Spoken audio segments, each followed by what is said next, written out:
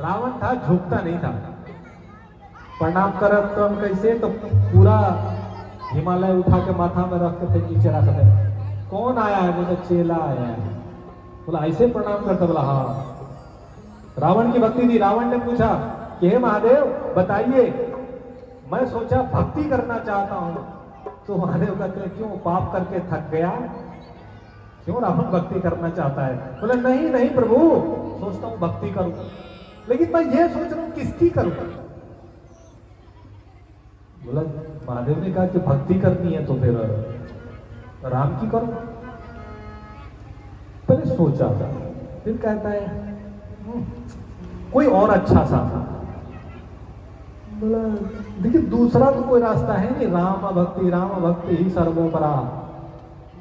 बोला नहीं दूसरा कुछ रास्ता? बोला हाँ एक रास्ता है, गुरु की भक्ति करो। गुरु भक्ति गुरु भक्ति गुरु भक्ति भवे भवे, गुरु की भक्ति करो। बोला ये वाला सही है। महादेव सोचे कितना भी कम लेकिन राम की भक्ति तो सबसे बड़ी है। रावण बोला नहीं है महादेव सुनिए आप। बोले क्या?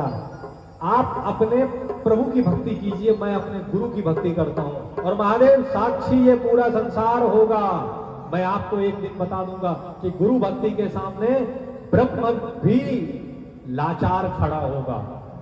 ब्रह्म में भी सामर्थ्य नहीं होगी कि लंकाधिपति रावण का सामना करे। मैं ब्रह्म को भी अपने घुटनों में खड़ा कर दूंगा। मैं ऐसी भक्ति करूंगा अपने गुरु की। इसीलिए कहता है प्रचंड अट्टहास से जब महारुद्र के मन को यह भाया था, महारुद्र ने रावण को रावण बनाया था। महादेव ने रावण को शिक्षा दी, मंत्रों की, तंत्रों की, गोपनीयताओं का तथ्य बतलाया था। रावण उद्धार हेतु महादेव ने स्वयं पार ब्रह्म को पठाया था। वो रावण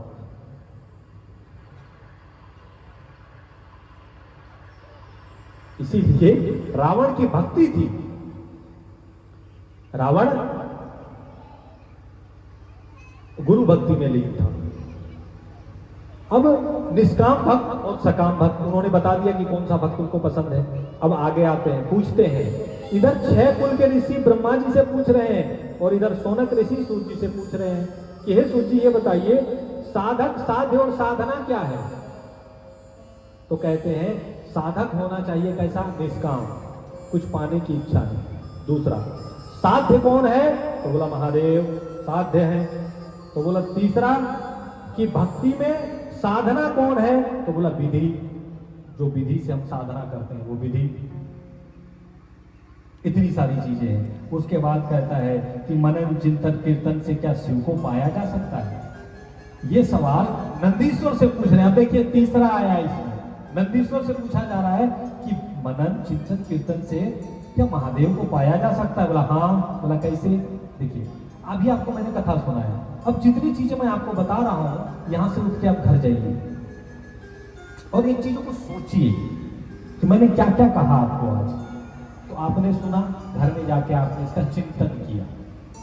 अब चिंतन करने के बाद धीरे धीरे धीरे धीरे जब आप चिंतन करेंगे ना, किसी के बारे में देखिए ज्यादा सोचिएगा ना, सुनता समझ, किसी भी मनुष्य के बारे में ज्यादा सोचिएगा उससे आपका प्रेम हो जाएगा।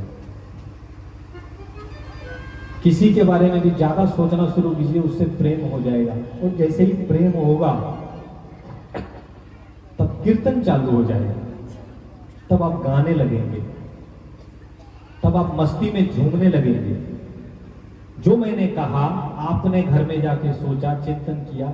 चिंतन के बाद जब चिंतन बहुत प्रबल होगा तब आपको प्रेम होगा, जब प्रेम होगा तब आप कीर्तन करेंगे, फिर भी महादेव को आप पा सकते हैं। ये भी महादेव को पाने का रास्ता है, नंदी जी ने कहा। अब पूछते हैं शौनक ऋषि कि प्रभु ये बताइए, जो न सकाम भक्ति करे, न निष्काम भक्ति करे, न साधना करे, न कीर्तन करे, न कोई कुछ करे, फिर भी महादेव को कैसे पाए? बोला उसका कोई उपाय है? बोला हाँ उसका भी उपाय है महादेव को पाने का। बोला कैसे? बोला कुछ ना करे, वो सीधा उठे और चले जाए कहां पे? शिव मंदिर पे। और शिव मंदिर में जाके कहे, क्या कहना है? शिव मंदिर में जाके कहना है सिर्फ 3 बार, मेरे साथ बोलिएगा, महादेव महादेव महादेव, बस 3 बार।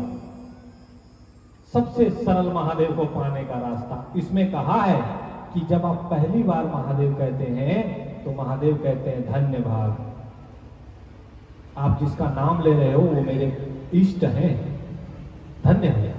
दूसरी बार जब आप महादेव कहते हैं तो महादेव कहते हैं अरे मुझसे क्या चाहिए, मांगो, इतने बड़े भक्त हो तुम, मांगो। और बड़े कृपालु है भोले बाबा, बड़े कृपालु है। छलिया